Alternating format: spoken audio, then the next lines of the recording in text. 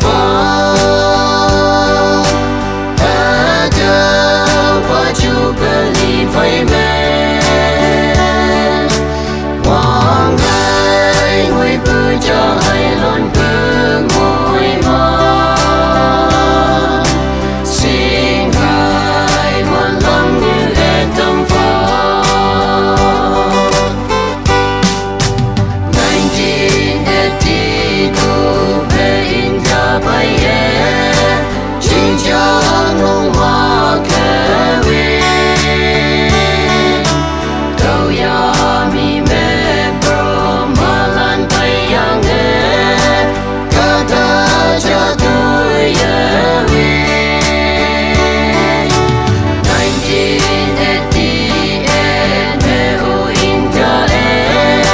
chính trang long hoa kề sang ngày phong ngày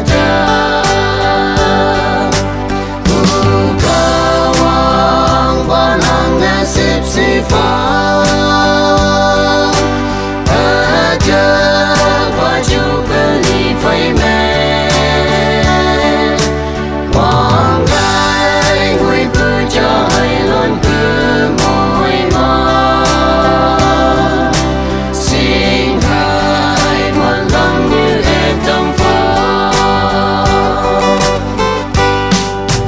1992 mà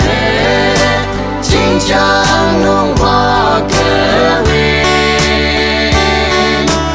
tu thâu chân mẹ u bơ mà lan bay cả ta cha tôi nhân mô nhân ma lan ở sai tôi tôi sao lan ở sai mình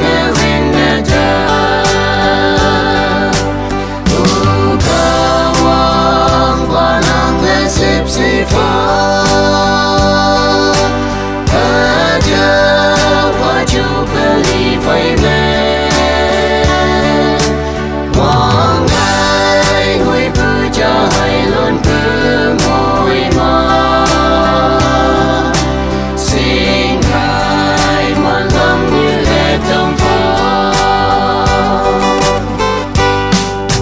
tu tao chân vạn bơ mà lan bay chính trang nông hoa kề chính nhồi nọc sao là cả hàng như là như ốc về sang mẹ ta phao như yên trong mẹ nhân một lần khi sắp xa sắp để xin mang khi ngọc